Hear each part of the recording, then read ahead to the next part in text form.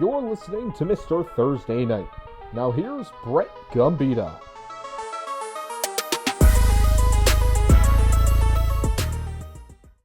It's about going 1-0 in the given week, and I've done that twice so far this season. Welcome into another episode of Mr. Thursday Night, episode 6 here, week 3. We've got the Dolphins and the Bills, but we start with a recap of last week. The Packers defeated the Commanders 27-18. Turnover on downs on the first drive of the game from the Packers, but then their defense forces 3 straight Washington Commanders punts on their first 3 drives. And in that time, the Packers go up 14-0. 14-3 at half after a missed field goal by each team to end the half. And then Commanders kicker Matt Gay missed again on the first drive of the second half for Washington. Green Bay added a field goal to go up 17-3 heading into the fourth. And then in the fourth quarter, the offenses erupted. These teams combined for 25 points. Zach Ertz had a 20-yard touchdown to make it 17-10. Zach Ertz also in this game moved into 6th all-time in catches by a tight end, which I didn't know he was that high going into that game. So congrats to him. And it was pretty crazy looking at that list, seeing the guys above him, seeing the names that he's up there with. Green Bay, though, after that responds with a tight end touchdown of their own. Tucker Kraft makes it 24-10. We'll talk more about that later on in the video, the starts and sits, the tight ends. Commanders turned it over on downs. Then the Packers added a field goal to go up 27-10. Deebo Samuel and Luke McCaffrey scored a touchdown and then a 2-point conversion to make the final 27-18. Green Bay helps me move on to 2-0 in my picks. As for my friends, I had 13 picks go into this, and 11 of them picked the Packers. A lot of really close predictions this week, actually. 7 of them were within single digits of the final score. 2 winners this week. 2 guys had the closest score. It was a tie. Both were 2 points away. Benicio DeFalco again, and Luke Andrusik. DeFalco had 28-17, and Andrusik had 27-20. So one of them just reversed the final digit in the column there, 28-17, 27-18. And then the other, 27-20, just off by 2 points there. Great predictions, guys. Let's keep these rolling. The Mr. Thursday Night Player of the Week is going to be Keyshawn Nixon. He had 5 pass breakups in this game. Only had 7 in the entire 2024 season. The last time a Packer had 5 pass breakups in a single game was Jair Alexander, his rookie season, 2018. So it's been a long time coming for a DB to have that good of a game in a Green Bay uniform.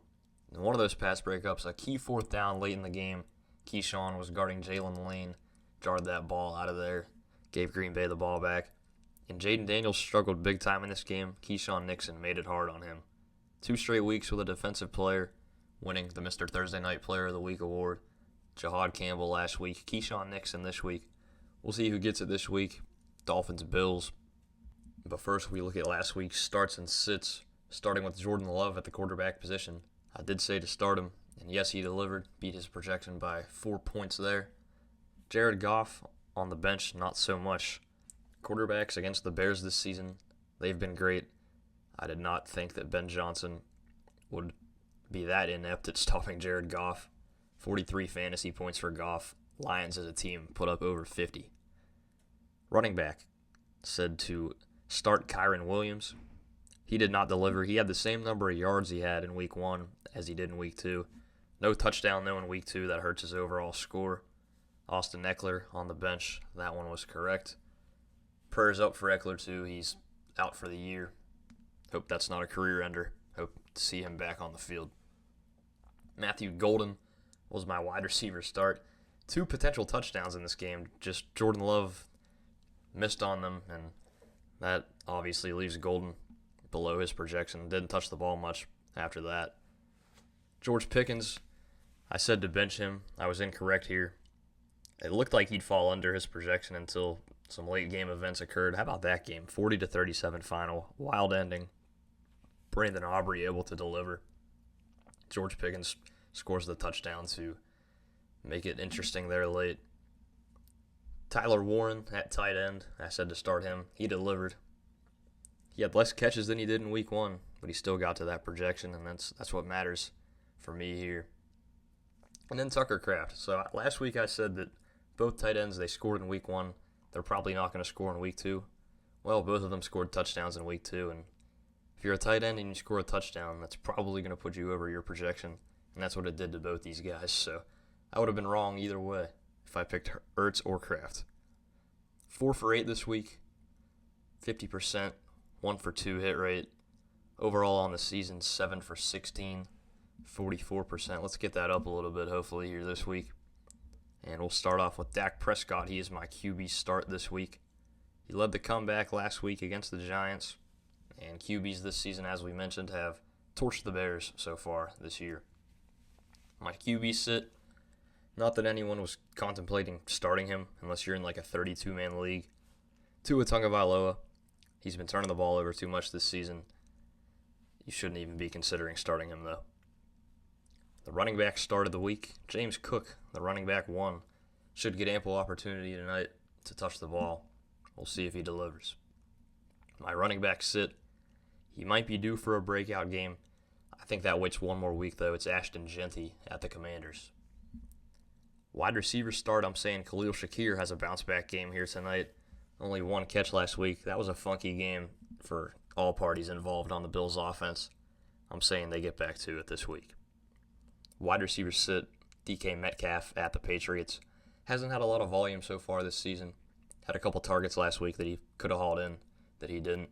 3 catches, 20 yards, and a touchdown. Take away that touchdown, though, and you're pretty much left with a no-nothing game. At the tight end start, going Kincaid tonight. Dalton Kincaid, 4 catches so far in both games this season. If he does that again, he should be around that projection, touchdown or not. And the tight end sit, TJ Hawkinson versus the Bengals. Hasn't had a lot of the targets in the first 2 weeks. Could change with Carson Wentz at quarterback. Still, though, I think you've got to stay away from TJ Hawkinson. There's your starts and sits. Let's go 8 for 8. I don't know if that's possible. We'll try. Never did it last year. Well, there's a first for everything. Hopefully that's this week. The local ties in this game, though, there is actually quite a few on the Bills, but we'll start with Miami. Chop Robinson, Penn State, first-round pick a season ago.